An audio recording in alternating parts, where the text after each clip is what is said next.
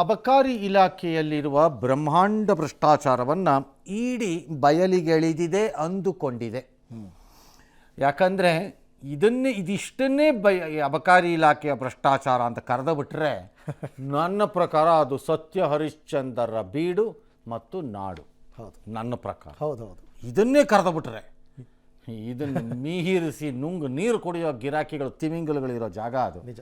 ಇಡೀ ಇಲಾಖೆಯ ಅಕ್ರಮವನ್ನು ಹೊರಗೆಳೆಯೋ ಪ್ರಯತ್ನವನ್ನು ಈ ಪ್ರಕರಣದ ಮೂಲಕ ಮಾಡ್ತೀವಿ ಅಂತ ಅವ್ರು ಅಂದ್ಕೊಂಡಿದ್ದಾರೆ. ಭಾಳ ಸಂತೋಷ. ಅವರ ಪ್ರಯತ್ನಕ್ಕೆ ನಾವು ಒಂದು ಬೆಸ್ಟ್ ಆಫ್ ಲಕ್ ಹೇಳೋಣ. ಸತೀಶ್ ಜಾರಕಿಹೊಳಿ ಅವರ ತಂಗಿ ಗಂಡ ಮಾಜಿ ಸಂಸದ ದೇವೇಂದ್ರಪ್ಪ ಅವರ ಪುತ್ರ ಅಬಕಾರಿಯ ಹೆಚ್ಚುವರಿ ಕಮಿಷನರ್ ಮಂಜುನಾಥ್ ಮನೆ ಮೇಲೆ ಇಡೀ ದಾಳಿ ನಡೆಸಿತ್ತು. ಎಲ್ಲರಿಗೂ ಗೊತ್ತು. ನಿನ್ನೆ ಅದು ದಾಳಿ. ಮಂಜುನಾಥ್ ಸೇರಿದಂತೆ ಅವರ ಆಪ್ತರು ಮತ್ತು ಇತರರ ಮನೆ ಮೇಲೆ ಕೂಡ ಒಂದು 14 ಕಡೆ ನಡೆಸಿತ್ತು. ಇಡೀ ಅಪಾರದ ಆಸ್ತಿ ಪಾಸ್ತಿನ ಈಗ ಪತ್ತೆ ಮಾಡಿದೆ. ಈ ದಾಳಿ ಹೇಗೆ ನಡೀತು ಇಡೀದು ರಾಜ್ಯ ಸರ್ಕಾರದ ಅಧಿಕಾರಿ ಮೇಲೆ ನನಗೆ ಅಂತ ಗೊತ್ತಿರಲಿಲ್ಲ ಮೊದಲು. ಈಗ ಹೇಳ್ತಿದ್ದಾರೆ ಅದನ್ನು ಫಾರಿನ್ ಕರೆನ್ಸಿ ದುಕ್ಕಲ್ಲಿ ಹೋಗಿದ್ದಾರೆ, ಹಾಗಾಗಿ ಹಿಡ್ಕೊಂಡಿದ್ದಾರೆ ಅಂತ.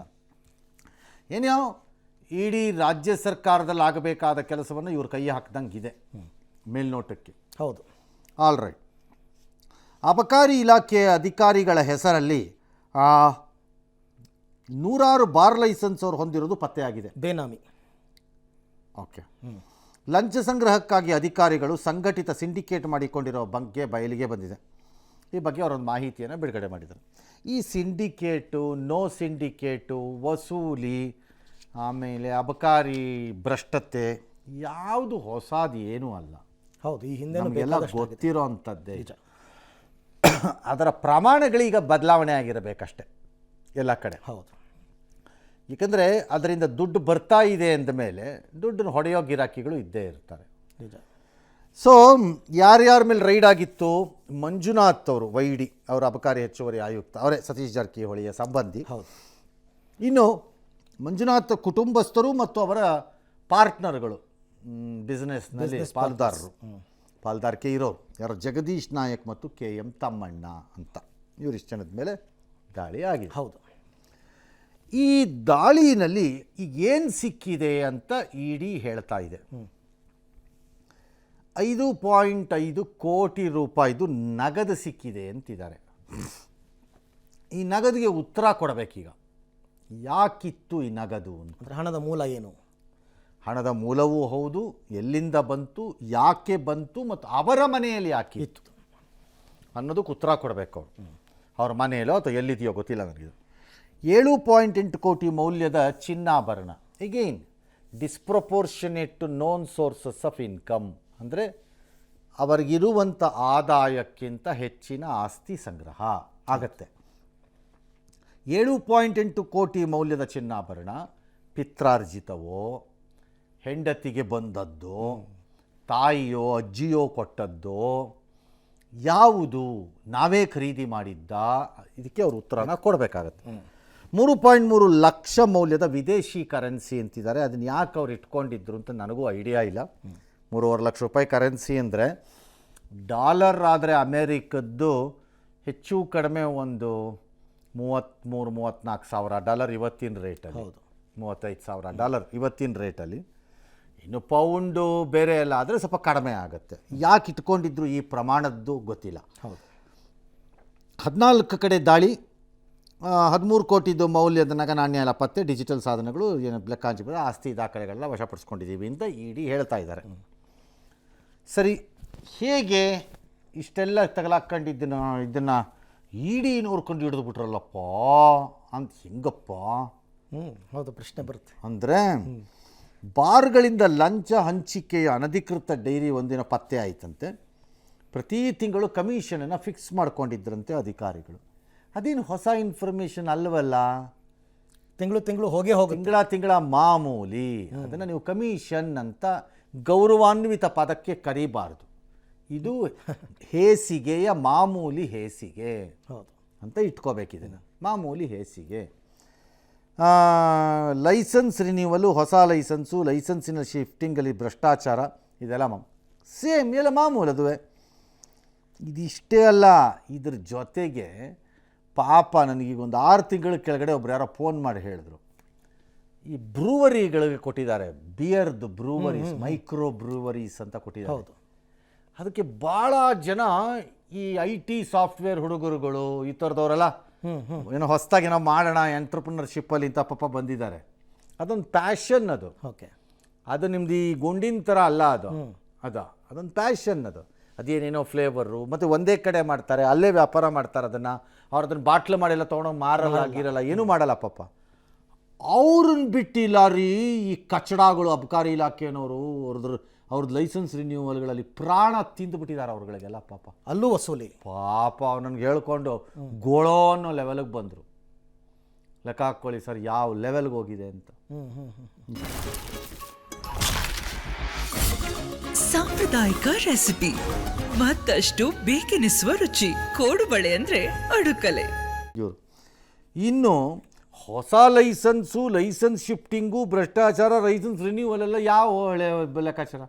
ಹೊಸ ಲೈಸೆನ್ಸ್ ಅಂದರೆ ಅದು ಯಾವುದೋ ಒಂದು ಇದೆಯಂತೆ, ಇದನ್ನೂ ಹೇಳಿದ್ರು ನನಗೆ. ಹೇಳ್ತಾರೆ ಫೋನ್ ಮಾಡಿ ಕೆಲವು ಸರಿ ಜನ ನಮಗೆ. ಏನು ಹೇಳಿದ್ರು ಸರ್? ಅದೇನೋ ರೂಮ್ ಕಟ್ಬಿಟ್ರೆ ಅದೆಷ್ಟೋ ಒಂದು ಲೈಸೆನ್ಸ್ ಕೊಡ್ತಾರಂತೆ. ಅದೇನೋ ರೂಮ್ ಕಟ್ಟೋ ವ್ಯವಹಾರ ಅಂತೆ. ಅದು ನನಗೆ ಕರೆಕ್ಟಾಗಿ ಗೊತ್ತಿಲ್ಲ. ಅದು ಎಷ್ಟೋ ರೂಮ್ ಕಟ್ಟಿಬಿಟ್ರೆ ಲೈಸೆನ್ಸ್ ಸಿಗತ್ತಂತೆ. ರೆಗ್ಯುಲರ್ ಲೈಸೆನ್ಸ್ ಸಿಗಲ್ವಂತೆ ಹೊಸದು. ಓಕೆ. ಹಳೇದನ್ನು ಬೇಕಾದ್ರೆ ತಗೋಬೋದಂತೆ. ಈ ರೂಮ್ ಕಟ್ಟೋ ವ್ಯವಹಾರದಲ್ಲಿ ಲೈಸೆನ್ಸ್ ಕೊಡ್ತಾರಂತೆ. ಅದೆಷ್ಟೋ 8 ರೂಮ್ ಕಟ್ಟಬೇಕೋ 12 ರೂಮ್ ಕಟ್ಟಬೇಕೋ ಏನೋ ಇದೆಯಂತೆ. ಕಟ್ಬಿಟ್ರೆ ಅದಕ್ಕೆ ಅಟ್ಯಾಚ್ಡಾಗಿ ಒಂದು ಬಾರ್ ಕೊಟ್ಬಿಡ್ತಾರಂತೆ. ಓಕೆ. ಬೇಕಾರೆ ಆ ಲೈಸೆನ್ಸ್ ಕೊಡ್ತಾರಂತೆ. ಅದರಲ್ಲಂತೂ ಲೂಟಿ ಸಾರ್ ಅಂತ ಹೇಳ್ತಾ ಇದ್ರಪ್ಪ. ಅದೇ ಇರಬೇಕಾ ಅಂತ ಹೊಸದು ಅಂದರೆ. ಪ್ರತಿ ತಿಂಗಳು ಲಂಚ ವಸೂಲಿ. ಮತ್ತೆ ಇನ್ನು ತಿಂಗಳಿಗೆ ವಸೂಲಿ ಮಾಡಿದ್ರೆ ಇನ್ನೇನು ಮಾಡಬೇಕು? ಅಧಿಕಾರಿಗಳ ಕುಟುಂಬಸ್ಥರಿಗೆ ಬಾರ್ ಲೈಸೆನ್ಸ್, ಇದು ಮತ್ತೆ ಮಾಮೂಲು ಮೊದಲಿಂದನೂ ಇರೋದೆ. ಓಕೆ. ಕುಟುಂಬಸ್ಥರ ಹೆಸರಿನಲ್ಲೇ ಮದ್ಯದಂಗಡಿಗಳ ಲೈಸೆನ್ಸು ಇಲ್ಲಿ ಇರಬಾರ್ದು ಅಂತ ಎಲ್ಲಿದೆ ಅಂತ ಕೇಳ್ತಾರೆ. ನಾಳೆ ಯಾಕೆ ಕೊಡಬಾರ್ದು ಅಂತ? ಅಲ್ಲಿ ಇರಬಾರ್ದು ಅಂತ ಎಲ್ಲಿದೆ? ಈಗ MLA ಮಗ MLA ಆಗಬಾರ್ದು ಅಂತ ರೂಲ್ ಇದೆಯಾ? ಇಲ್ಲ. MP ಮಗ MLA ಆಗಬಾರ್ದು ಅಂತಿದೆಯಾ? ಮಂತ್ರಿ ಮಗ MLA ಆಗಬಾರ್ದು ಅಂತಿದೆಯಾ? ಡಾಕ್ಟರ್ ಮಗ ಡಾಕ್ಟರ್ ಆಗಬಾರ್ದು ಅಂತಿದೆಯಾ? ಹಾಗೇನೆ ಅಬಕಾರಿ ಅಧಿಕಾರಿಗಳ ಮಗ ಅಬಕಾರಿ ಅಂಗಡಿ ನಡೆಸಬಾರ್ದು ಅಂತ ರೂಲ್ ಇದೆಯಾ? ಓಕೆ. ಇಲ್ಲ. ಇದೆಯಾ? ಇಲ್ಲ, ಖಂಡಿತ ಇಲ್ಲ. ಹೆಂಡ್ತಿ ನಡೆಸಬಾರ್ದು ಅಂತಿದೆಯಾ? ಎಲ್ಲಿದೆಪ್ಪ ಕಾನೂನಲ್ಲಿ? ಅಂದರೆ ಪ್ರಭಾವ ಬಳಸ್ಬಿಟ್ಟು ಅವ್ರವ್ರ ಕಡೆಗೆ ಅದನ್ನು ಪ್ರೂವ್ ಮಾಡ್ರಪ್ಪ. ಪ್ರಭಾವ ಬಳಸಿ ಸೋನಿಯಾ ಗಾಂಧಿಯವರು ರಾಹುಲ್ ಗಾಂಧಿ ತಂದ್ರು ಅಂದರೆ ಕಾಂಗ್ರೆಸ್ ಅವರು ಒಪ್ಕೋತಾರ? ಪ್ರಭಾವ ಬಳಸಿ ವಿಜಯೇಂದ್ರನ್ ತಂದುಬಿಟ್ರು ಯಡಿಯೂರಪ್ಪ ಅಂತಂದ್ರೆ BJP ಅವರು ಒಪ್ಕೋತಾರ? ಪ್ರಭಾವ ಬಳಸಿ ನಿಖಿಲ್ ಕುಮಾರಸ್ವಾಮಿ ತಂದ್ರು ಅಂದ್ರೆ ಒಪ್ಕೊಂಡ್ಬಿಡ್ತಾರ? ಒಪ್ಕೊಳ್ಳೋದಿದ್ರು ಸತ್ಯ ಅಲ್ವಾ? ಅವ್ರವ್ರ ತಾಕತ್ತಿಗೆ ಬರ್ತಾ ಇದ್ದಾರೆ ರೀ. ಜನ ಆಯ್ಕೆ ಮಾಡ್ತಿರೋದು ಸೇಮ್. ಅವ್ರವ್ರ ತಾಕತ್ತಿಗೆ ತಕ್ಕಂತ ಅಂಗಡಿ ತೆಗಿತಾರೆ. ವ್ಯಾಪಾರ ಮಾಡೋಕ್ಕೆ ತಾಕತ್ತಿದ್ರೆ ನಡೆಸ್ತಾರೆ ವ್ಯಾಪಾರ, ಇಲ್ಲರಿ ಇಲ್ಲಪ್ಪ. ಬೇರೆಯವ್ರಿಗೆ ಅನ್ಯಾಯ ಆಗಲ್ವಾ ಸರ್? ಯಾಕೆ ಹಾಗಾದ್ರೆ ಕುಮಾರಸ್ವಾಮಿ ಮಗ ತಂದಿದ್ದಕ್ಕೆ ಅಥವಾ ಯಡಿಯೂರಪ್ಪ ತಂದಿದ್ದಕ್ಕೆ ಅಥವಾ ಇನ್ಯಾರು ಸಿದ್ದರಾಮಯ್ಯ ತಂದಿದ್ದಕ್ಕೆ ಅನ್ಯಾಯ ಆಗಲ್ವಾ? ಆಗುತ್ತೆ. ಮತ್ತೆ ಬಟ್ ಅದು ರಾಜಕೀಯ ಆಗಬಾರ್ದು ಅಂತ ಎಲ್ಲಿದೆ? ಕೇಳ್ತಾರೆ ಈ ಪ್ರಶ್ನೆನ. ಎಲ್ರಿ ಆಗಬಾರ್ದು ಅಂತಿದೆ. ಹೊಡೀರಿ, ತಿನ್ರಿ, ಬಿಡಬೇಡಿ ಅಷ್ಟೇ. ನನ್ನ ಪ್ರಕಾರ ಅವ್ರು ಮಾಡಿರೋದು ಸರಿ. ತಿನ್ನಬೇಕು. ಭಾರತದಲ್ಲಿ ಸಕ್ಸಸ್ಫುಲ್ ಅಂತ ಕರೆಸ್ಕೊಳಕ್ಕಿರೋ ಮಾರ್ಗ ಅದೊಂದೇ. ಬೇಗ ಚೆನ್ನಾಗಿ ತಿನ್ನಬೇಕು. ಓಕೆ. ಅರ್ಥ ಆಯ್ತಾ? ಹಾಂ. ಅಲ್ಲ ಸರ್, ಇವಾಗ ಹಂಗೆ ಮಾಡಿ ನೀವು ಈಗ ಶ್ರೀಮಂತರಾಗೇ ಹೋಗ್ತಿರೋದು. ಮಾತೆತ್ತದ ಆರ್ಥಿಕ ಅಸಮಾನತೆ ಹಾಗೆ ಹೀಗೆ ಅಂತೆಲ್ಲ ದೊಡ್ಡ ಭಾಷಣ ಮಾಡ್ತಾರೆ. ಇದು ಯಾವ ನ್ಯಾಯ ಸರ್ ಹಿಂಗೆ ಮಾಡೋದು? ಹಾಗೆ ಭಾಷಣ ಅದು. ನಿಮ್ಮನ್ನು ಯಾರಪ್ಪ ಭಾಷಣ ಎಲ್ಲ ಸೀರಿಯಸ್ ಆಗಿ ತಗೋ ಅಂತ ಹೇಳಿದ್ದು? ನಾವು ಹೇಳಿದ್ವಾ? ಏನೋ ಕಾರ್ಯಕ್ರಮಕ್ಕೆ ತಕ್ಕಂತೆ ಒಂದು ಭಾಷಣ ಮಾಡಿ ಹೋಗಿರ್ತೀವಿ. ನೀವು ಅದನ್ನು ಗಂಭೀರವಾಗಿ ಹಿಡ್ಕೊಂಬಿಟ್ರೆ ಓಕೆ, ಅದು ಹೆಂಗಾಗತ್ತೆ? ಹಂಗಾಗಲ್ಲ. ಮತ್ತು ಇಲ್ಲಿ ಇನ್ನೊಂದು ಹೈಲೈಟ್ ಆಗ್ತಿರೋದು ಸರ್, ಸತೀಶ್ ಜಾರಕಿಹೊಳಿ ಅವ್ರ ರಿಲೇಟಿವ್ ಅಂತನೋ ದೇವೇಂದ್ರಪ್ಪನವ್ರ ಮಗ ಅಂತನೋ ಆ ಥರದಲ್ಲಿ ಪ್ರಭಾವ. ಸತೀಶ್ ಜಾರಕಿಹೊಳಿ ರಿಲೇಟಿವ್ ಅನ್ನೋದು ಕಾಕತಾಳೀಯ. ಓಕೆ. ಸತೀಶ್ ಜಾರಕಿಹೊಳಿ ರಿಲೇಟಿವ್ ಇರಬಹುದು. ಸತೀಶ್ ಜಾರಕಿಹೊಳಿ ರೆಸ್ಪಾನ್ಸಿಬಲ್ ಅಂತ ಹೇಳ್ತೀರೋ? ಇಲ್ಲ. ಹಾಗಿದ್ಮೇಲೆ ಯಾಕೆ ಸಂಬಂಧಿಂದ ನೀವು ಬೇಕಾದ್ರೆ ಹೇಳ್ಕೋಬೋದು ಅಷ್ಟೇ. ಓಕೆ. ಅವರೇ ಸತೀಶ್ ಜಾರಕಿಹೊಳಿನೇ ಮಾಡಿಸ್ಬಿಟ್ಟಿದ್ದಾರೆ ಅಂತಂದರೆ ಪ್ರೂವ್ ಮಾಡಿ. ಓಕೆ, ಪ್ರೂವ್ ಮಾಡಿ. ನಾಳೆ ಅಲ್ಲ, ಪ್ರಿಯಾಂಕ್ ಖರ್ಗೆ ಅವರು ಒಂದು ಆರೋಪ ಮಾಡಿದ್ರು, ಇದು ರಾಜಕೀಯ ಪ್ರೇರಿತ ದಾಳಿ. ಇಡಿ ಅವರು ಕೇಂದ್ರ ಸರ್ಕಾರದ ಅದು ಸ್ಟ್ಯಾಂಡರ್ಡ್. ಅದು ಇಡಿನವ್ರು ಎಲ್ಲಿ ಬಂದರೂ ಸರಿ, ಇನ್ಕಮ್ ಟ್ಯಾಕ್ಸ್ ಅವ್ರು ಎಲ್ಲಿ ಬಂದರೂ ಸರಿ, ಅದು ರಾಜಕೀಯ ಪ್ರೇರಿತ. ಪ್ರಿಯಾಂಕ್ ಖರ್ಗೆ ಏನು ಮಾಡಿದ್ರು ಏನು ಹೇಳಿದ್ರು ಅದು ರಾಜಕೀಯ ಪ್ರೇರಿತ ಅಲ್ಲ. ಈಗ ಗುಲ್ಬರ್ಗಾನಲ್ಲಿ ಪ್ರಿಯಾಂಕ್ ಖರ್ಗೆ ಯಾರೋ ತಮಗೆ ಆಗದೆ ಇದ್ದವ್ರ ಮೇಲೆ ಕೇಸ್ ಹಾಕ್ಸಿದ್ರು ಅಂತ ಆರೋಪ ಬರುತ್ತೆ. ರಮಣಿ ಕಂಠ, ಸಿರಿಕಂಠ ಅಂತ ಯಾರ ಮೇಲೋ ಕೇಸ್ ಹಾಕ್ಸ್ತಾರೆ ಅಂತ ಅದು ರಾಜಕೀಯ ಪ್ರೇರಿತ ಅದೆಲ್ಲ ನ್ಯಾಯಬದ್ಧವಾಗಿದೆ ಅಂತಾರೆ. ಅವ್ರವ್ರು ಹೇಳಿದ್ನ ಅದೆಲ್ಲ ಗಂಭೀರವಾಗಿ ತಗೋಬೇಡಿ. ಸರಿ. ಪ್ರಿಯಾಂಕ್ ಖರ್ಗೆ ಹೇಳೋದು ಎಲ್ಲಾನು ಗಂಭೀರವಾಗಿ ತಗೋಬೇಕಾಗಿಲ್ಲ. ಕೆಲವು ನ್ಯಾಯ ಇರುತ್ತೆ, ಅದಕ್ಕೆ ಎಸ್ ಅನ್ನೋಣ, ಮಿಕ್ಕಿದ್ದೆಲ್ಲ ಪಕ್ಕಕ್ಕೆ ತಳ್ಳಿ ಕಸದ ಥರ. ಹಂಗಾಗಿ ಅದನ್ನು ಸೀರಿಯಸ್ಸಾಗಿ ತಗೋಬೇಡಿ. ಭ್ರಷ್ಟಾಚಾರ ಇದೆ ಅನ್ನೋದಾದರೆ ಇಡಿ ಶುಡ್ ಪ್ರೂವ್ ಇಟ್. ಎಲ್ಲಿಂದ ಭ್ರಷ್ಟಾಚಾರ, ಯಾರಿಂದ ಭ್ರಷ್ಟಾಚಾರ, ಇದೆಲ್ಲ. ನಂಬರ್ 2, ಈ ಮಂಜುನಾಥ್ ಎಂಬ ವ್ಯಕ್ತಿ ಇಷ್ಟೆಲ್ಲ ಆಸ್ತಿ ಮಾಡಬೇಕು, ದುಡ್ಡು ಮಾಡಬೇಕು, ಕಾಸು ಹೊಡಿಬೇಕು ಅಂದಿದ್ರೆ ಈಗ ಕಳೆದ 3 ವರ್ಷದಲ್ಲೇ ಹೊಡೆದಿರ್ತಾರ? ಇಲ್ಲ ಸರ್, 2013 ಅವರು ಸಸ್ಪೆಂಡ್ ಆಗಿ ಜೈಲಿಗೆಲ್ಲ ಹೋಗಿದ್ರು. ಅವಾಗಲೇ ಅವ್ರ ಮೇಲೆ ಮೈಸೂರು DC ಆಗಿದ್ದಾಗ ಆಗಲೇ ಅವ್ರ ಮೇಲೆ ಆರೋಪ ಇತ್ತು. 2 ತಿಂಗಳು ಜೈಲಲ್ಲಿದ್ದರು, ಆಮೇಲೆ ಬಿಡುಗಡೆ ಆದರು. ಆಗಲೇ ಪ್ರೂವ್ ಮಾಡಿದ್ರ? ಇಲ್ಲ, ಕನ್ವಿಕ್ಷನ್ ಆಗಿಲ್ಲ. ಮತ್ತು ಆಗದಿದ್ಮೇಲೆ ನೀವು ನನ್ನನ್ನು ಹೆಂಗೆ ಅಪರಾಧಿ ಅಂತ ಹೇಳ್ತೀರಿ? ಏನೇನು ತಪ್ಪು ಮಾಡಿದ್ದೀನ? ಒಳ್ಳೆ ಕಥೆ ಆಯ್ತಲ್ಲ. ನೀವು ಇಡೀ ಆಗಿಬಿಟ್ರೆ ನೀವು ಹೇಳಿದ ತಕ್ಷಣ ಪರಮ ಸತ್ಯನ? ಶ್ರೀರಾಮಚಂದ್ರನ ದೇವಸ್ಥಾನದಲ್ಲೇ ಸತ್ಯವಂತರಿಲ್ಲ ಅಂತ ಆಯಿತು. ಹೌದು, ಕರೆಕ್ಟ್. ಕಚಡಗಳು, ಹಲ್ಕಟ್ಟುಗಳು, ಕಂತ್ರಿಗಳು, ಹೇಸಿಗೆ ತಿನ್ನೋ ಗಿರಾಕಿಗಳೆಲ್ಲ ಅಲ್ಲಿವೆ ಅಂತ ಆಯಿತು. ಇನ್ನು ಗುಂಡಾಕೋ ಅಬಕಾರಿ ಇಲಾಖೆ ಸತ್ಯವಂತರು ಇರ್ತಾರಿಯೇ ಅಥವಾ ಇರಬೇಕೇ? ಗುಂಡು ಹಾಕಿದ ಮೇಲೆ ಸತ್ಯ ಹೇಳ್ತಾರಷ್ಟೇ. ಹೌದು ಅಂತ ನಾವು ನಂಬಿದ್ದೀವಿ. ಬಟ್ ಗುಂಡು ಹಾಕಿಸ್ಬಿಟ್ಟು ಇವ್ರುಗಳು ಹೊಡೆದಿದ್ದಾರಲ್ಲ ಸರ್, ಅದ್ಯಾಕೆ ಸತ್ಯವಂತರಾಗಬೇಕು ಅವರು? ಒಳ್ಳೆ ಕಥೆ ಆಯಿತು. ಮೊನ್ನೆ ಪೊಲೀಸ್ ಇಲಾಖೆಯಲ್ಲಿ ನೀವು ನೋಡಿದ್ರಿ, ಯಾರೋ ಇನ್ಸ್ಪೆಕ್ಟ್ರೇ ಹೋಗಿ ಅದೇನೋ ದರೋಡೆ ಮಾಡಿದ್ದು. ಯಾಕೆ ಆಗ್ತಾ ಇದೆ ಇವೆಲ್ಲ? ಈ ಪರಿಪ್ರಮಾಣದ ಲಂಚ ಯಾಕೆ ಬಂದಿದೆ ಸರ್ಕಾರಕ್ಕೆ? ರಾಜಕಾರಣಿಗಳ ದುರಾಸೆ ಪರ್ಸಂಟೇಜು ಇನ್ಕ್ರೀಸ್ ಆಗೋಗಿದೆ. ಎಷ್ಟೋ ಒಂದು 10 ರೂಪಾಯಿ ಇಸ್ಕೊತಿದ್ದ ಜಾಗದಲ್ಲಿ ಈಗ ಫಿಕ್ಸಾಗಿ 30 ರೂಪಾಯಿ ಕೊಡುವಂತಾನೋ 25 ರೂಪಾಯಿ ಕೊಡುವಂತ ಆಗಿದೆ. ಕೆಳ ಹಂತದ ಅಧಿಕಾರಿಗಳಿಗೆ ಹಿರಿಯ ಅಧಿಕಾರಿಗಳ ದುರಾಸೆ ಡಿಮಾಂಡು ರೈಸ್ ಆಗೋಗಿದೆ. ಓಕೆ, ಅದು ರೈಸ್ ಆಗೋಗಿದೆ. ಅಂದರೆ ಯಾರೋ ಜೂನಿಯರ್ಗೆ ಸೀನಿಯರ್ಗೆ ಡಬಲ್ ಸೀನಿಯರು, ಆ ಥರ ಅಲ್ಲೂ ರೈಸ್ ಆಗಿಬಿಟ್ಟಿದೆ. ಈ ಮಧ್ಯದಲ್ಲಿ ಬಿಸ್ನೆಸ್ಸನ್ನು ಮಾಡಲೇಬೇಕು ಅಥವಾ ಪೋಸ್ಟಿಂಗನ್ನು ತಗೊಳ್ಳೇಬೇಕು, ಬೇರೆ ದಾರಿ ಇಲ್ಲ, ಅನಿವಾರ್ಯತೆಗೆ ಅಧಿಕಾರಿಗಳು ಬಂದಾಗಿದೆ, ಬೇರೆ ದಾರಿ ಇಲ್ಲ. ಹಾಗಾಗಿ ಊಹೆಗೆ ನಿಲುಕದ ರೀತಿ ಯೋಚನೆಯೂ ಮಾಡದೆ ರೇಟ್ಗಳನ್ನು ಫಿಕ್ಸ್ ಮಾಡಿ ಹುದ್ದೆಗಳನ್ನು ತಗೋತಿದ್ದಾರೆ. ಹೌದು, ಪ್ರತಿ ಹುದ್ದೆಯು ವ್ಯಾಪಾರವಾಗ್ತಾ ಇದೆ. ದುಃಖಕರ ವಿಚಾರ ಅಂದರೆ ಕಾನ್ಸ್ಟೇಬಲ್ ಹುದ್ದೆನೂ ಬಿಡ್ತಾ ಇಲ್ಲ. ಕಾನ್ಸ್ಟೇಬಲ್ ಎಲ್ಲದಕ್ಕೂ ಇಷ್ಟಿಷ್ಟು ಒಂದು ಫಿಕ್ಸ್ ಮಾಡಿಬಿಟ್ಟು ಅಂತ ಲೈನ್ ಮೆನ್ಗಳದ್ದು ಬಿಡಲ್ವಂತೆ, ಆ ಲೆವೆಲ್ಗೆ ಬಂದಾಗೋಗಿದೆ. ಇನ್ನು ಇದು ಭವ್ಯ ಭಾರತವಾಗತ್ತಂತೆ. ನಿಮ್ಮ ತಲೆ ಇಷ್ಟು ಭವ್ಯ ಅಂತೆ, ಭವ್ಯ. ಈ ರೀತಿ ಆದಾಗ ಒಬ್ಬ ಇನ್ಸ್ಪೆಕ್ಟ್ರ್ ಪೋಸ್ಟ್ಗೋ ಯಾವುದೋ ಒಂದು ಅಬಕಾರಿ ಇಲಾಖೆಯಲ್ಲಿ ಯಾವುದೋ ಒಂದು ಪೋಸ್ಟ್ಗೋ ಏನೋ 10 ಲಕ್ಷ ಸಾಲ ಕೊಟ್ಟು ಲಂಚ ಕೊಟ್ಟು ಹೋಗ್ತಾ ಇದ್ದಿದ್ದ ಜಾಗಕ್ಕೆ ಈಗ 25 ಲಕ್ಷಕ್ಕೆ ಬಂದರೆ ಅದರಲ್ಲಿ ಆಫೀಸರ್ಗಳ ಮಧ್ಯೆ ಕಾಂಪಿಟೇಷನ್ ಬರುತ್ತೆ. ಅವನು 25 ಕೊಟ್ಟರೆ ಇನ್ನೇನು ಮಾಡೋದಪ್ಪ, ನಾವು ಹೋಗ್ಲೇಬೇಕಲ್ಲ ಪೋಸ್ಟಿಂಗಿಗೆ, ಜೀವನ ಪೂರ್ತಿ ಹಿಂಗೆ ಕಳಿಯೋಕ್ಕಾಗತ್ತಾ ಕಾಲ? ಇಲ್ಲೆಲ್ಲ ಫೈಲ್ ಕ್ಲಿಯರ್ ಮಾಡ್ಕೊಂಡು ಹಿಂಗೆ ಕೂತ್ಕೊಂಡು ನಾನು ಕೆಲಸವಿಲ್ಲದೆ ಇನ್ನೊಂದು 5 ಜಾಸ್ತಿ, ಇನ್ನೊಂದು 5 30 ಕೇಳಪ್ಪ, 30 ಕೇಳಪ್ಪ ಅಂತ 30-35 ಆಗ್ಬೋದು, ಹೇಳಕ್ಕೆ ಬರಲ್ಲ. ಹೀಗಾಗಿ ಅಬ್ನಾರ್ಮಲ್ ರೇಟ್ಸಲ್ಲಿ the positions are being sold. Abnormal ರೇಟ್ಸಲ್ಲಿ. ಓಕೆ, ಈ ಅಬ್ನಾರ್ಮಲ್ ರೇಟನ್ನು ರಿಕವರಿ ಮಾಡೋದು ಹೇಗೆ? ಅಷ್ಟೊಂದು ರಿಕವರಿ ಆಗಬೇಕಲ್ಲ. ಫಸ್ಟ್ ಪಾಯಿಂಟ್ ರಿಕವರಿ ಆಗಬೇಕು. ಸೆಕೆಂಡ್ ಪಾಯಿಂಟ್ ತನಗೆ ಅದನ್ನಾದರೂ ಉಳಿಬೇಕು ಅದರಲ್ಲಿ. ಥರ್ಡ್ ಪಾಯಿಂಟು ಮುಂದಿನ ಹುದ್ದೆಗೆ ಬೇಕಾಗಿದ್ದನ್ನು ಹೊಂದಿಸ್ಕೋಬೇಕು ಅಲ್ವಾ? ಹೀಗಿದ್ದಾಗ ಏನಾಗಿದೆ, officers have become absolute blood suckers. ರಕ್ತ ಹೀರುವ ರಾಕ್ಷಸರಾಗಿ ಹೋಗಿದ್ದಾರೆ. ಕಾರಣ ಈ ಸಿಚುಯೇಷನ್ಸ್. ಈ ವಿಷ ಸರ್ಕಲ್ನಲ್ಲಿ, ವಿಷದ ವೃತ್ತದ ಒಳಗಡೆ ಸಿಕ್ಕಾಕೊಂಡಿರೋರೆಲ್ಲ ಅಲ್ಲಲ್ಲೇ ಹೊಡಿತಿದ್ದಾರೆ ರೌಂಡ್. ಜನ ನಾವು ಕೂತ್ಕೊಂಡು ಭ್ರಷ್ಟಾಚಾರ, ಇಡೀ ದಾಳಿ, ಬ್ರಹ್ಮಾಂಡ ಬಯಲಿಗೆ, ಕಿಮ್ಮತ್ತಿಲ್ಲದೆ ಇರೋ ಮಾತುಗಳನ್ನು ಸುಮ್ಮನೆ ಪುಕ್ಕಟ್ಟೆ ತುಟಿ ಅಂಚಿನಲ್ಲಿ ಆಡ್ಕೊಂಡು ತೆವಲ್ ತೀರಿಸ್ಕೊತಿರೋರು ನಾವು. ಕರೆಕ್ಟ್. ಇದು ರಿಯಾಲಿಟಿ. ಈ ಭವಿಷ್ಯ, ಭಾರತದ ಕರಾಳ ಭವಿಷ್ಯ ಇದೇನೆ, ಬರೆದಿಟ್ಕೊಳ್ಳಿ. ಇದು ಭಾರತದ ಭವಿಷ್ಯ. ಸುಮ್ಮನೆ ಬುರುಡೆ ಬಿಡ್ತಾರಲ್ಲ ರಾಜಕಾರಣಿಗಳು, ಭಾರತದ ಭವಿಷ್ಯ ಅಲ್ವಾ, ಅಷ್ಟಲ್ಲಿ ಹಂಗಿದೆ, ಈ ವರ್ಷದಲ್ಲಿ ಹಿಂಗಿದೆ ಅಂತ. ಬರೀ ಬುರುಡೆ. ಇದು ರಿಯಾಲಿಟಿ. ಈ ರಿಯಾಲಿಟಿಯ ಒಳಗಡೆ ಬದುಕೋದಾದರೆ ಬದುಕೋಣ, ಇಲ್ದಿದ್ರೆ ಇಲ್ಲ ಅಷ್ಟೇ. ಎಸ್, ದೇಶದಲ್ಲಿ ಇಂದಿರಾ ಗಾಂಧಿ 1975ರಲ್ಲಿ ತುರ್ತು ಪರಿಸ್ಥಿತಿ ಹೇರಿ 50 ವರ್ಷ ಆಯಿತು. ಇದೀಗ ಕೇಂದ್ರ ಸರ್ಕಾರ ತುರ್ತು ಪರಿಸ್ಥಿತಿಯನ್ನು ಪಠ್ಯಪುಸ್ತಕದಲ್ಲಿ ಪರಿಚಯ ಮಾಡ್ತಾ ಇದೆ. NCERT 9ನೇ ತರಗತಿಯ ಸಮಾಜ ವಿಜ್ಞಾನ ಪಠ್ಯಪುಸ್ತಕದ understanding society India and beyond ವಿಭಾಗದಲ್ಲಿ ಭಾರತೀಯ ಪ್ರಜಾಪ್ರಭುತ್ವದ ಸಾಮರ್ಥ್ಯ ಮತ್ತು ಸವಾಲುಗಳು ಎಂಬ ಅಧ್ಯಾಯ ಎಲ್ಲ ಪ್ರಸ್ತಾಪಿಸಿದ್ದಾರೆ. ಭಾರತದಲ್ಲಿ ಜೂನ್ 25, 1975ರಿಂದ ಮಾರ್ಚ್ 21, 1977ರವರೆಗೆ ಸಂವಿಧಾನದ 352ನೇ ವಿಧಿಯಡಿ ತುರ್ತು ಪರಿಸ್ಥಿತಿ ಜಾರಿ, ಅದರ ಪರಿಣಾಮಗಳು, ಜಯಪ್ರಕಾಶ್ ನಾರಾಯಣ್ ಹೋರಾಟ, ಸಾರ್ವತ್ರಿಕ ಚುನಾವಣೆ ಎಲ್ಲದರ ಬಗ್ಗೆ ಮಾಹಿತಿ ಇದೆ.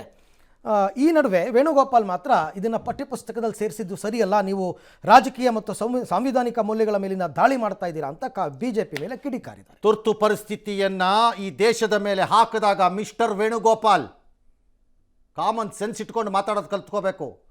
ಅದು ಸಾಂವಿಧಾನಿಕ ಮೌಲ್ಯಗಳ ಮೇಲಿನ ದಾಳಿ ಅವತ್ತು. ಅದು ಅವತ್ತು ಈ ದೇಶದ ಜನರನ್ನು ಒಡೆಯೋದಕ್ಕೆ ಮತ್ತು ದಬ್ಬಾಳಿಕೆಗೆ ತಳ್ಳಿದಂತಹ ದಿನ ಅದು. ಏನ್ರೀ ತಪ್ಪಿದೆ ಅದನ್ನು ಓದಿದ್ರೆ? ಏನು ತಪ್ಪಿದೆ? ನೀವು ಜೀತದಾಳುಗಳು ಬಂದು ಭಾಷಣ ಮಾಡಬೇಡಿ. ತುರ್ತು ಪರಿಸ್ಥಿತಿಯನ್ನು ಡಿಫೆಂಡ್ ಮಾಡ್ಕೊಳ್ಳೋ ಯಾವನೇ ಲೀಡರ್ ಸಿಕ್ಕಿದ್ರೂ ರಸ್ತೆಯಲ್ಲಿ ನಿಲ್ಲಿಸ್ಕೊಂಡು ಕಲ್ಲೊಡಿಬೇಕು ಅವನಿಗೆ. You should not defend. ಅವತ್ತಾಗಿದ್ದನ್ನು ತಪ್ಪು ಅಂತ ಒಪ್ಪಿಕೊಳ್ಳುವ ಸೌಜನ್ಯತೆಯನ್ನು ತೋರಿಸಿ ಕಾಂಗ್ರೆಸ್ನಲ್ಲಿ ಯಾವನಾರು ಲೀಡರ್ ಇದ್ದರೆ ಬೆನ್ನುಮೂಳೆ ಇದ್ದು ಅಯೋಗ್ಯರ ಥರ ಅದನ್ನು ಡಿಫೆಂಡ್ ಮಾಡೋಕ್ಕೆ ಹೋಗಬೇಡಿ ಬೇರೆ ಬೇರೆ ರೂಪದಲ್ಲಿ. ತುರ್ತು ಪರಿಸ್ಥಿತಿ ಸಿದ್ದರಾಮಯ್ಯನೋ ಕೇಳಿ ಮಿಸ್ಟರ್ ವೇಣುಗೋಪಾಲ್ ಏನು ತುರ್ತು ಪರಿಸ್ಥಿತಿ ಎಂದರೆ ಅಂತ ಕೇಳ್ರಿ ಹೋಗಿ ಸಿದ್ದರಾಮಯ್ಯನ. Let Siddaramaiah answer this. ಇವತ್ತು ಸಿದ್ದರಾಮಯ್ಯನೂ ಇಲ್ಲ ನನಗೂ ಮರ್ತೋಗಿದೆ ಅಂತಂದರೆ then we will expose him what sort of a leader he is ಅಂತ. ಯಾರಿಗೆ ಹೇಳ್ತಿದ್ದೀರಿ ತುರ್ತು ಪರಿಸ್ಥಿತಿ? ಏನು ತಪ್ಪಿದೆ ತುರ್ತು ಪರಿಸ್ಥಿತಿ? ಹಿಸ್ಟ್ರಿ ಓದಬಾರ್ದಾ? ಇತಿಹಾಸ ಓದಬೇಕು ಅಂತ ಹೇಳ್ತಾರೆ ಇವರೇ ಹೇಳ್ತಾರೆ. Very unfit, very unfortunate. ಇದು ಅದರಲ್ಲಿ ಸೇರಿಸಿದಾಗ ರಾಂಗ್ ಸೇರಿಸಿದ್ದಾರೆ ಅಂತ ಏನಾದ್ರು ಹೇಳಿದ್ರೆ ತಪ್ಪು ಮಾಹಿತಿ ಬೇರೆ ವಿಚಾರಪ್ಪ. ಬರಲೇಬಾರ್ದು ಅಂದರೆ ಕಾಂಗ್ರೆಸ್ ಪಕ್ಷ 125 ಯಾವನ್ರಿ ಹೇಳಿದ್ರು ಬುರುಡ ಬಿಡಕ್ಕೆ 125 ಪಕ್ಷದ ಕಾಂಗ್ರೆಸ್ ನಿಮ್ಮದು ಅಂತ. ಕಾಂಗ್ರೆಸ್ ಆಗಿದ್ದ ದಿನಾನೇ ಒರಿಜಿನಲ್ ಕಾಂಗ್ರೆಸ್ ಸತ್ತೋಯ್ತು ಅಂತ ನಾನು ಹೇಳ್ತೀನಿ. ಆ ಹಿಸ್ಟ್ರಿನ ಯಾಕೆ ಓದಿಸ್ತಾ ಇದ್ದೀರಿ ಜನಕ್ಕೆ? ಕಾಂಗ್ರೆಸ್ ಪಕ್ಷಕ್ಕೆ 125 ವರ್ಷ ಅಂತ ಹೌದು ಯಾಕೆ ಓದಿಸ್ತೀರಿ? ಹಾಗಾದರೆ most unfortunate. This should be criticise. And ನನ್ನ ಪ್ರಕಾರದಲ್ಲಿ ಎಲ್ಲ ಮಕ್ಕಳು ಓದಬೇಕು ತುರ್ತು ಪರಿಸ್ಥಿತಿನ. ಯಾಕೆ ಅಂದರೆ ಇನ್ನೊಂದು ಸರಿ ಅದನ್ನು ದೇಶದಲ್ಲಿ ಚಾಲೂ ಮಾಡುವಂತಹ ತಾಕತ್ತನ್ನು ಯಾವನು ಪ್ರದರ್ಶನ ಮಾಡಬಾರ್ದು. ಕಾಲು ಮುರಿದು ಬಿಡಬೇಕು ಅವನದ್ದು. ಚಾಲೂ ಮಾಡ್ತೀನಿ ಅಂತ ಅವನಿಗೆ ಯಾವನಾರಾಗಲಿ ಅವನು ಯಾರು ಹಾಕ್ಕೊಳ್ಳಿ ಕ್ರಿಟಿಸೈಸ್ ಮಾಡ್ತಾನೆ. ಒಡೆದಾಡುವ ರಾಜಕೀಯ ಯಾವುದು? ಒಡೆದಾಡುವ ರಾಜಕೀಯ. NCERT ಬುಕ್ಕಲ್ಲಿ 6ನೇ ಕ್ಲಾಸ್ದು ಒಂದು ಪುಸ್ತಕ ಇವಾಗೇನೋ ವಿವಾದ ಅಂತೆ, ಕೃಷ್ಣ ಅಂತ ಪುಸ್ತಕದ ಹೆಸರು. ಅದಕ್ಕೆ ಮಧು ಬಂಗಾರಪ್ಪ ವಿರೋಧ ಮಾಡಿ ಇದನ್ನು ಕೇಂದ್ರಕ್ಕೆ ಮಾತಾಡ್ಬಿಟ್ಟು ನೀವು ಇದು ಮಾಡಬೇಕು ಅಂತ. ಅದಕ್ಕೆ ಕೇಂದ್ರದವ್ರು ಹೇಳ್ತಾರೆ ಅದು ಹಂಗಲ್ಲ, ಅದು ಎಲ್ಲ ಪುಸ್ತಕಗಳಿಗೆ ದೇಶದ ಪ್ರಮುಖ ನದಿಗಳ ಹೆಸರು ಕೊಟ್ಟಿದ್ದೀವಿ. ಕನ್ನಡದಕ್ಕೆ ಕೃಷ್ಣ ಅಂತಾನು, ಹಿಂದಿಗೆ ಗಂಗಾ ಅಂತಾನು, ಇಂಗ್ಲೀಷ್ಗೆ ಕಾವೇರಿ ಅಂತಾನು, ಉರ್ದುಗೆ ಯಮುನಾ ಅಂತಾನು ಎಲ್ಲ ಕೊಟ್ಟಿದ್ದೀವಿ. ಸಮತೋಲಿತ ಆಹಾರದ ಮೇಲೆ ಮಾತಾಡಿದ್ದೀವಿ ನಾವು ಪುಸ್ತಕದಲ್ಲಿ ಎಲ್ಲ ವಿಚಾರದಲ್ಲಿ, ಮೀನು ಮೊಟ್ಟೆ ಎಲ್ಲದೂ. ಬರೀ ಸಸ್ಯಾಹಾರ ಅಂತ ಅಲ್ಲ ಅಂತ ಅವರೇನೋ ಹೇಳಿದ್ದಾರೆ. ಮಧು ಬಂಗಾರಪ್ಪ ನಾನು ಹಿಂದೂ ವಿರೋಧಿ ಅಲ್ಲ, ಇದು ಸಾಂಸ್ಕೃತಿಕ ಸಿದ್ಧಾಂತ, ಧಾರ್ಮಿಕ ಮತ್ತು ಇದ್ರ ಮೇಲೆ ಆಗಿರೋ ದಾಳಿ ಇದು ಹಾಗೆ ಹೀಗೆ ಅಂತ. ಇವರು ಲಾರ್ಡ್ ಕೃಷ್ಣ ಅನ್ಕೊಂಡ್ಬಿಟ್ಟಿದ್ದಾರೆ ಸರ್. ಇವರು ಲಾರ್ಡ್ ಕೃಷ್ಣನ್ ಹೆಸರಿಟ್ಟಿದ್ದಾರೆ ಪುಸ್ತಕಕ್ಕೆ ಅನ್ನೋದು ಇವರು ವಿರೋಧ ಅಲ್ಲ. ಅದು ಬೇರೆ ವಿಚಾರ. ಅದು ಇಟ್ಟಿರೋದು ಸರಿ ಇರ್ಬೋದು, ಇಲ್ಲದೆ ಇರ್ಬೋದು, ಇವ್ರ ವಿರೋಧನೂ ಸರಿ ಇಲ್ಲದೆ ಇರ್ಬೋದು. ಓಕೆ, ಬಟ್ ಕನ್ನಡದ ಪುಸ್ತಕಕ್ಕೆ ಕೃಷ್ಣ ಯಾಕೆ ಕಿಡಕ್ಕೆ ಹೋದ್ರಿ? ಕಾವೇರಿನೇ ಇಡ್ಬೋದಿತ್ತಲ್ಲ. ಹೌದು, ನೀವು ಇಂಗ್ಲೀಷ್ ಪುಸ್ತಕಕ್ಕೆ ಕೃಷ್ಣ ಇಟ್ಕೋಬೋದಿತ್ತಲ್ಲ ಅಲ್ವಾ? ನಿಜ ನಿಜ. ಬೇಸಿಕಲಿ ಕೃಷ್ಣ ಹೆಚ್ಚು ರೆವರ್ಡ್ ಗಾಡ್ ಎಲ್ಲಿ? ನಾರ್ತ್ ಇಂಡಿಯಾಲಿ, ಸೌತ್ ಅಲ್ಲ. ಹೌದು, ಸೌತಲ್ಲಿ ಕೃಷ್ಣ ಕಡಿಮೆ. ಅಫ್ಕೋರ್ಸ್ ಉಡುಪಿ ಇದೆ, ಕೃಷ್ಣ ಇದೆ, ಕೃಷ್ಣ ಪಂಥ ಇರ್ಬೋದು, ಇಲ್ಲಿ ಇಸ್ಕಾನ್ ಅಂತ ಸಂಘಟನೆಗಳಿವೆ, ಸಂಸ್ಥೆಗಳಿವೆ, ಎಲ್ಲ ಇವೆ. ಬಟ್ ಮೋರ್ ಕೃಷ್ಣನ ಬಗ್ಗೆ ಇರೋದು ಎಲ್ಲಿ? ನಾರ್ತು. ನಿಜ. ನೀವು ಇಂಗ್ಲೀಷಿಗೆ ನಾರ್ತಲ್ಲಿ ಕೃಷ್ಣ ಇಟ್ಕೋಬೇಕಾಗಿತ್ತು. ಇನ್ನು ನಮಗೆ ಕಾವೇರಿ ಕೊಟ್ಟಿದ್ರೆ ಆಗ್ತಿತ್ತಲ್ಲ, ಇನ್ನು ಹೆಚ್ಚು ಅರ್ಥಪೂರ್ಣವಾಗಿರ್ತಿತ್ತು ಅಲ್ವೇ? ಖಂಡಿತ. ಪುಸ್ತಕಕ್ಕೆ ಹೆಚ್ಚು ಅರ್ಥ ಬರ್ತಿರಲಿಲ್ವಾ? ಹೌದು. ಎಸ್. ಓಕೆ, ಇನ್ನು ದಕ್ಷಿಣ ಅಮೆರಿಕದ ಉತ್ತರ ಕರಾವಳಿ ದೇಶ ವೆನಿಜುವೆಲಾದಲ್ಲಿ ಶತಮಾನದಲ್ಲೇ ಪ್ರಬಲ ಭೂಕಂಪ ಸಂಭವಿಸಿದೆ. ಸ್ಥಳೀಯ ಕಾಲಮಾನದ ಪ್ರಕಾರ ಸಂಜೆ 6 ಗಂಟೆ ಸುಮಾರಿಗೆ ಕೇವಲ 40 ಸೆಕೆಂಡ್ ಅಂತರದಲ್ಲಿ 2 ಬಾರಿ ಭೂಕಂಪ ರಿಕ್ಟರ್ ಮಾಪಕದಲ್ಲಿ 7.2 ಮತ್ತು 7.5 ಮ್ಯಾಗ್ನಿಟ್ಯೂಡ್ ಇತ್ತು. ಈ ಮಹಾದುರಂತದಲ್ಲಿ 164 ಜನ ಇಲ್ಲಿ ತನಕ ಅಧಿಕೃತವಾಗಿ ಸಾವನ್ನಪ್ಪಿದ್ದಾರೆ. ಲಕ್ಷಾಂತರ ಜನ ನಾಪತ್ತೆ ಆಗಿಬಿಟ್ಟಿದ್ದಾರೆ. ಸಾವಿನ ಸಂಖ್ಯೆ 1 ಲಕ್ಷ ಆಗ್ಬೋದು ಅಂತ ಇದ್ದಾರೆ. ಅಷ್ಟರ ಮಟ್ಟಿಗೆ ಭೂಮಿ ಕಂಪಿಸ್ಬಿಟ್ಟಿದೆ. ಇನ್ನು ಇದು ಆಗ್ತಾ ಇದ್ದ ಹಾಗೆಯೇ ಮನೆಯಲ್ಲಿ ಮಲಗಿದ್ದವರೆಲ್ಲ ಎದ್ನೋ ಬಿದ್ನೋ ಅಂತ ಹೊರಗೋಡು ಬಂದರೆ ಎಲ್ಲಿ ಹೋಗಬೇಕು ಅಂತ ಗೊತ್ತಾಗದೆ ಇತ್ತಿಂದಿತ್ತ ಓಡಾಡ್ಬಿಟ್ರು. ದೊಡ್ಡ ದೊಡ್ಡ ಬಿಲ್ಡಿಂಗ್ಗಳೆಲ್ಲ ಅಲುಗಾಡ್ಬಿಟ್ವು, ರಸ್ತೆ ಕುಸಿತವಾಯಿತು, ಭೂಮಿ ಬಾಯಿ ತೆರೀತು. ಇವೆಲ್ಲ ವಿಡಿಯೋಗಳು ಕೂಡ ವಿಪರೀತ ಈಗ ಆಗ್ತಾ ಇದೆ. ಇನ್ನು ಅಲ್ಲಿನ ದೇಶ ಶಾಲೆಗಳಿಗೆ ರಜೆ ಘೋಷಣೆ ಮಾಡಿ ತುರ್ತು ಪರಿಸ್ಥಿತಿಯನ್ನು ಘೋಷಣೆ ಮಾಡಿದ್ದಾರೆ. ಪ್ರಮುಖ ವಿಮಾನ ನಿಲ್ದಾಣಗಳನ್ನು ಮುಚ್ಚಿದ್ದಾರೆ. ಕೆರೆಬಿಯನ್ ಸಮುದ್ರದಾದ್ಯಂತ ಸುನಾಮಿ ಅಲೆ ಅಪ್ಪಳಿಸುವ ಆತಂಕ ಸೃಷ್ಟಿಯಾಗಿದೆ. ಇನ್ನು ಪ್ರಧಾನಿ ಮೋದಿ, ಅಮೆರಿಕ ಅಧ್ಯಕ್ಷ ಟ್ರಂಪ್ ಸೇರಿದಂತೆ ವಿಶ್ವ ರಾಷ್ಟ್ರಗಳು ಸಂತಾಪ ಸೂಚಿಸಿದ್ದಾರೆ, ನೆರವು ಘೋಷಣೆ ಮಾಡಿದ್ದಾರೆ. ಇದರ ಜೊತೆಗೆ ಒಂದೇ ದಿನ ಜಪಾನಲ್ಲಿ 6.9 ಮ್ಯಾಗ್ನಿಟ್ಯೂಡ್, ಅಲ್ಲದೆ ಅಮೆರಿಕ ಕ್ಯಾಲಿಫೋರ್ನಿಯಲ್ಲಿ 5.6 ತೀವ್ರತೆಯ ಭೂಕಂಪ ದಾಖಲಾಗಿದೆ. ಓಕೆ, ದಕ್ಷಿಣ ಅಮೆರಿಕಾದ ವೆನೆಜುಲಾದಲ್ಲಾಗಿರೋದು 7.2 ಚಿಕ್ಕ ಭೂಕಂಪ ಅಲ್ಲ, ಸಾಕಷ್ಟು ದೊಡ್ಡದೇ ಅದು ಭೂಕಂಪ. 6.4 ದಾಟಿಬಿಟ್ರೆ ಅನಾಹುತ ಅಂತ. 6.5 ಇಟ್ಕೊಳ್ಳಿ, 6.4 7.2 ದೊಡ್ಡದು ಸಣ್ಣದು ಪ್ರಶ್ನೆ ಅಲ್ಲ. ಆಯಾ ದೇಶಗಳು ಹೇಗೆ ಅದಕ್ಕೆ ತಯಾರಿ ಆಗಿವೆ ಅನ್ನೋದ್ರ ಮೇಲೆ. ಫಾರ್ ಎಕ್ಸಾಂಪಲ್, ಈಗ ಜಪಾನ್ನಲ್ಲಿ 7 ಆಗೋದೇನು ದೊಡ್ಡದಲ್ಲ ವಿಷಯ. 7ಕ್ಕೆ ಹೊಂದುವಂತಹ ಕನ್ಸ್ಟ್ರಕ್ಷನ್ನು, ಕಟ್ಟಡಗಳ ನಿರ್ಮಾಣ ಮತ್ತು ಇನ್ನಿತರ ವ್ಯವಸ್ಥೆಗಳನ್ನು ಜಪಾನ್ ಮಾಡಿಕೊಂಡಿದೆ. ಯಾಕೆಂದರೆ ಜಪಾನು ಪೆರಿನಿಯಲ್ ಆಗಿ, ಅಂದರೆ ಎಂದೆಂದಿಗೂ ಅದು ಈ ಸಮಸ್ಯೆಯನ್ನು ಅನುಭವಿಸಬೇಕು, ಅದು ಆ ರೀತಿ ಕೂತ್ಕೊಂಡಿದೆ ಆ ದೇಶ. 2 ಕ್ರಸ್ಟ್ ಇದರಲ್ಲಿ ಮಧ್ಯದಲ್ಲಿ ಕೂತ್ಕೊಂಡ್ಬಿಟ್ಟಿದೆ ಅದು. ಹಾಗಾಗಿ ಅದು ಅನುಭವಿಸ್ಬೇಕು ಅದು. ಹಾಗಾಗಿ ವೆನಿಜುಲಾದ ಏನಾದರೂ ಇದು 1 ಲಕ್ಷ ಇವ್ರುಗಳೆಲ್ಲ ಹೇಳ್ತಿರೋ ಪ್ರಕಾರದಲ್ಲಿ ಸಾವಾಗ್ಬಿಟ್ರೆ ಇತ್ತೀಚಿನ ವರ್ಷಗಳಿಗೆ ಅದು ಅತಿ ದೊಡ್ಡದು. ಹೌದು. ಹೀಗಾಗಲಿಕ್ಕೆ ಕಾರಣಗಳು ಹಲವಾರಿರುತ್ತವೆ. ಅದು ಬರೀ ರಿಕ್ಟರ್ ಮಾಪನದಲ್ಲಿ ಕಾಣಿಸುವಂತಹ ತೀವ್ರತೆ ಮೇಲಲ್ಲ. ಕಡಿಮೆ ತೀವ್ರತೆ ಇದ್ದಾಗಲೂ ಸಾವು ನೋವು ಜಾಸ್ತಿ ಆಗ್ಬೋದು, ಜಾಸ್ತಿ ತೀವ್ರತೆ ಇದ್ದಾಗಲೂ ಸಾವು ನೋವು ಕಡಿಮೆನೂ ಆಗ್ಬೋದು.